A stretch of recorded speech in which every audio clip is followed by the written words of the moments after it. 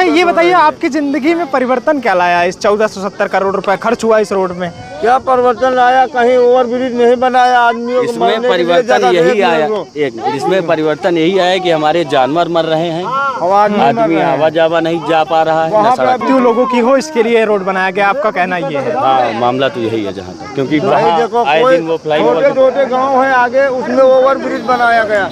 यहाँ पे गाँव आने जाने का ढेर गाँव है। तो आपने शिकायत की कोई है? बाकी कर तो रहे, मंत्री जी हैं, उनका क्या कहना है? उनके बारे में गलत बोल नहीं सकते, नहीं मुकदमा लिख जाएगा, मुकदमा लिख उठेगा। हाँ, कोई परिवर्तन आया इस रोड को बनने से? हमका कुछ नहीं। NH-30 पर हूँ। ये लखनऊ, रायबरेली और रायबरेली से प्रयागराज जाता है। जैसा कि आप सभी को पता ही है, राहुल गांधी का संसदीय क्षेत्र रायबरेली है और ये महाकुंभ जाता है हुआ रोड है।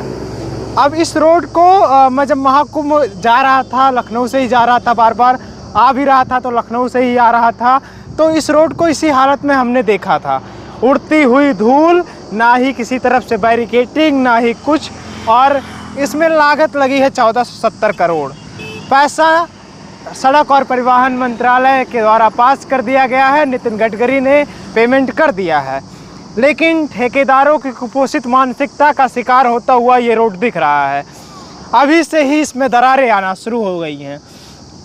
एक सभ्य इंजीनियर जो इसको अगर पास किया होगा, अगर सब इंजीनियर पास करता तो इसका पेमेंट अभी तक नहीं हुआ होता, लेकिन इसका 1470 करोड़ रुपए पास हो चुका है और इस पर कोई भी बैरिकेटिंग नहीं है।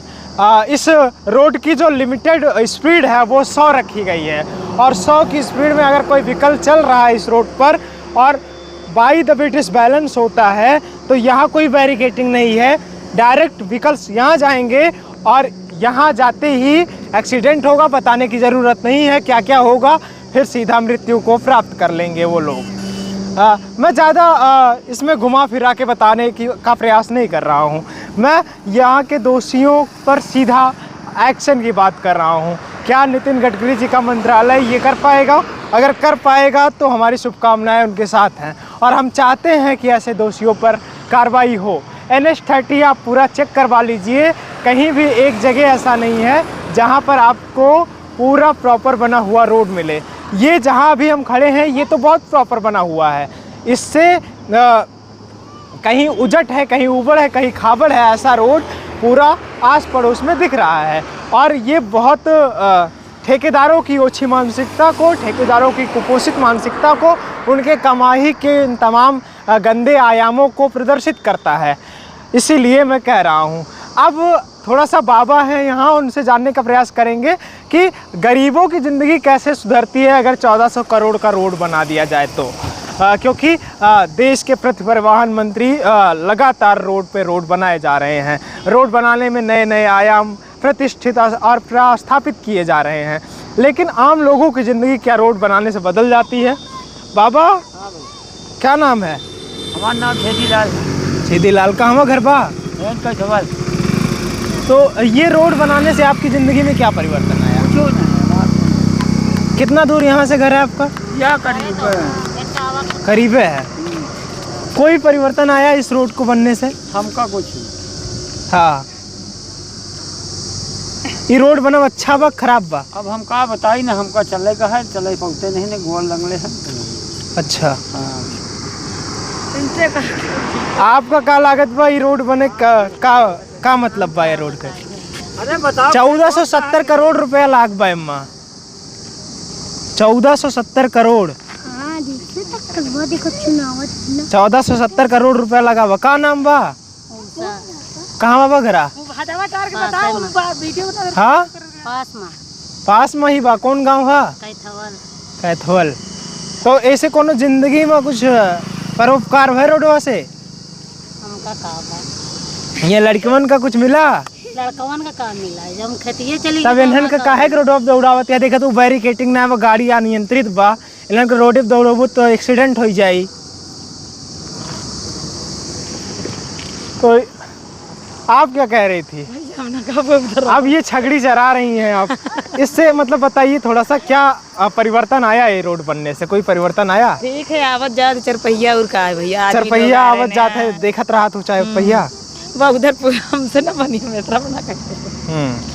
तो ये लोग बता रहे हैं रोड बनने से कोई परिवर्तन आया नहीं है। 1470 करोड़ की लागत से ये रोड बना है और दिन ब दिन एक्सीडेंट्स होते जा रहे हैं। एक्सीडेंट्स का ग्राफ साल दर साल बढ़ता चला जा रहा है और देश के प्रतिष्ठित मंत्री, पथ परिवहन मंत्री नितिन गडकरी का मंत्रालय इस बात की चिंता कर रहा है कि रोड कितने बनाए जाएं, लेकिन रोड कितने सुरक्षित बनाए जाएं, रोडों को किस तरह से विकसित किया जाए जिससे उन पर एक्सीडेंट्स ना हो। जिन ठेकेदारों का इसका ठेका दिया जाए वो ठेकेदार किस तरह से काम करे, उनसे काम के बारे में जानकारी कैसे ली जाए, उसके लिए कोई टीम क्यों गठित नहीं हो रही है।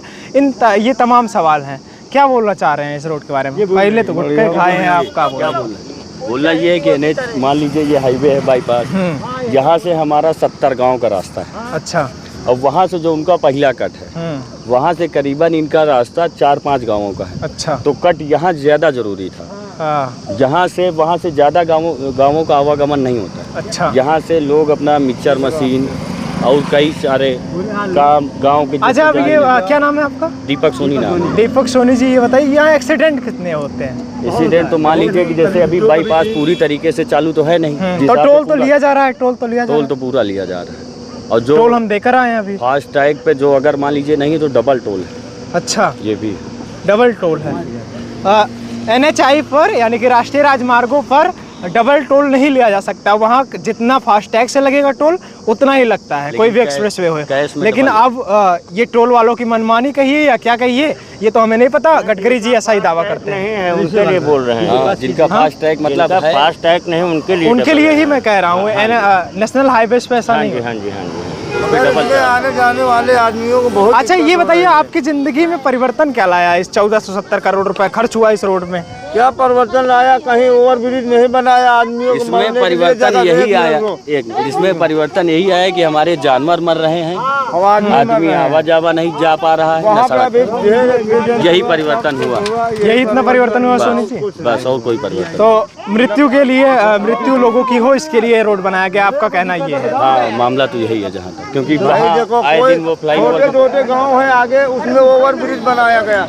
यहाँ पे गांव आने जाने का ढेर गांव है। तो आपने शिकायत की कोई है? हम लोग किया है, शिकायत धरना भी धरा गया, एप्लीकेशन गई है, धरना हुआ, बोर्ड गड़े गई, लेकिन कोई मामला आश्वासन दिया गया, बट आश्वासन दिया गया पर उसमें कुछ हुआ नहीं है। मतलब यहाँ पे धरना दिया गया, बहुत लोग आए थे, प्रधान आए थे, सब लोग आए थे, मगर अधिकारी यहाँ के सुने नहीं है कुछ भी। मरने के लिए आदमियों को बना दिए कि आओ मरो और जाओ। अच्छा, तो नितिन गडकरी के काम से खुश हैं कि नहीं है? क्या है गडकरी जी के काम से तो अदरवाइज सही, ठीक है, जहाँ के बड़े काम कर रहे हैं, लेकिन ये जो कर रहे हैं ये तो सही से कर रहे हैं। बाकी कर तो रहे हैं, मंत्री जी हैं, उनका क्या कहना है, उनके बारे में गलत बोल नहीं सकते, नहीं मुकदमा लिख जाएगा, मुकदमा लिख उठेगा। तो ये सोनी जी हैं, बता रहे हैं अगर गलत बोलेंगे किसी के बारे में तो मुकदमा लिख दिया जाएगा, खास करके मंत्रियों के बारे में। हालांकि नितिन गडकरी जी एक अच्छे योग्य मंत्री हैं, मैं उनकी सराहना करता हूं, लेकिन कुछ मामलों में इस पे एक जांच की कमेटी बैठनी चाहिए, क्योंकि ये दुर्घटनाग्रस्त रोड है और हमेशा इस पर दुर्घटनाएं हो रही हैं। निरंतर प्रयत्न दिन ब दिन इस पर दुर्घटनाएं बढ़ रही हैं और इसको काबू में किया जाना चाहिए। बाकी एक समस्या जो लोगों की है, जो ये राजमार्ग बनाए जाते हैं इन पर लोगों के लिए कट नहीं बनाए जाते और कट से ये कई सारे गांव बिछड़ जाते हैं रोड से, तो उसके लिए एक सर्विस रोड बनाया जाता है। सर्विस रोड बनाकर उन गाँवों को जोड़ा जाता है, लेकिन अब ये सोनी जी बता रहे हैं इनके गाँव को नहीं जोड़ा गया। आप इस पूरे विषय को लेकर क्या समझते हैं? बाकी ये कुपोषित इंजीनियरों के बारे में क्या समझते हैं, जिन्होंने अपनी कुपोषित मानसिकता की कुरीति को यहाँ पर प्रदर्शित किया है? अपनी राय कमेंट बॉक्स में ज़रूर दें। बाकी ये NH30 है, 1470 करोड़ में बनाया गया है। 2023 में इसका बजट आया था, उसके बाद से कुंभ के लिए इसको बनाया गया था। कुंभ से ही इतना ही काम हुआ है, कुंभ के बाद ठेकेदारों ने इसको पूरी तरह से धूल धूसरित होने के लिए छोड़ दिया है।